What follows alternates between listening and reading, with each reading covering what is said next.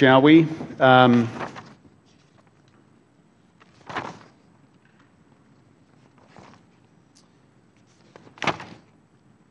Today's hearing, we're going to focus in on this discussion about big premium hikes that insurance companies are currently proposing for 2016 under the Affordable Care Act.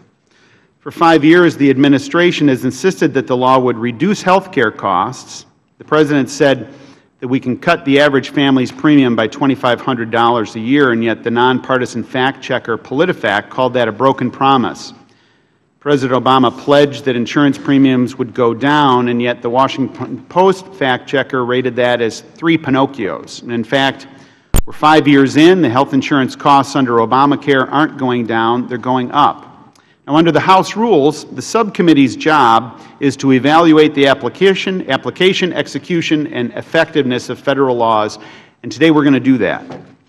Now, for the first time since the ACA became law, insurers are able to look at a full year's worth of data claims to calculate premium prices for the year ahead. That's an important distinction. So we've got real data to talk about. The proposed premium hikes tell us a lot about how much health care costs last year and what insurers calculate health care costs are going to be next year. And on June 1st, CMS made public proposed premium hikes of 10% or more for the 2016 plan year, and many of the proposed increases are eye-poppingly huge. In Maryland, Care First Blue Choice, which covers approximately 80% of the individual market, has asked for an average increase of nearly 30%. In Missouri, Coventry Health has requested an increase of over 22%. In North Carolina, Blue Cross Blue Shield has asked for an increase of over 25%. In Tennessee, Blue Cross Blue Shield has asked for over 36%. In South Dakota, one of the largest insurers, Wellmark, has asked for premium hikes between 24% and 51%.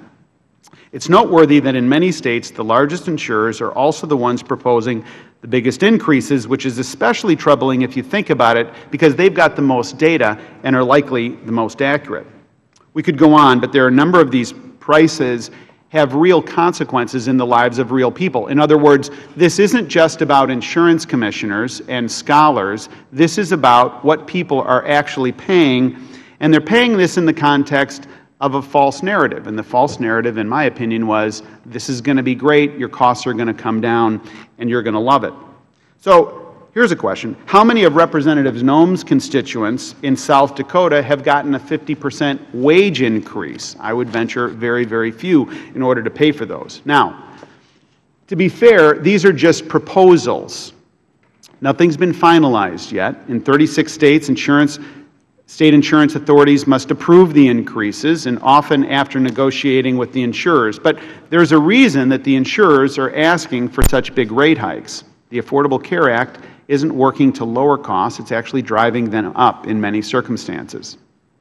President Obama said that under the ACA, more people would have health insurance so that the cost of costly emergency care would diminish. But in order to keep costs down, these plans have relied on narrower provider networks, meaning fewer doctors and limited availability. And also, much of the new law's health insurance coverage came in the form of expanding Medicaid. Since many individuals can't get in to see their doctors and many doctors aren't taking Medicaid patients, the net result is that the ACA is ironically driving the number of emergency room visits up, just the opposite of what the President said and hoped would be achieved. Are these effects of the ACA just growing pains? I don't think so. The law created a number of temporary programs to bail out billions in taxpayer funds during the first few years to lower the costs seen by individuals and to protect big insurance carriers against financial losses. But those programs are beginning to phase out. And as the government is slowly taking off the training wheels, the Affordable Care Act is looking pretty wobbly. Even with the billions and billions of taxpayer dollars spent to reduce the sticker price of insurance for individuals, to lower their out-of-pocket costs, to pump up big insurance companies, to establish and operate the insurance marketplaces and more, all hidden and shifted costs paid by the taxpayer, even with all that, health care costs and health insurance premiums are still going up. On its website, the Department of Health and Human Services says this: "A new wave of powerful evidence points in one clear conclusion. The Affordable Care Act is working to make health care more affordable, accessible, and of higher quality for families, seniors, businesses, and taxpayers alike." But look at the facts. Premiums are going up, emergency room use is rising, co-ops are failing, and there's certainly a new wave of evidence, I would argue, and that's one that's pointing in a different direction, and that is that the Affordable Care Act, or Obamacare, is not working as promised. We're going to have a robust discussion in a couple of minutes. We will introduce our witnesses, but now I'd like to recognize Mr. Lewis for his opening statement.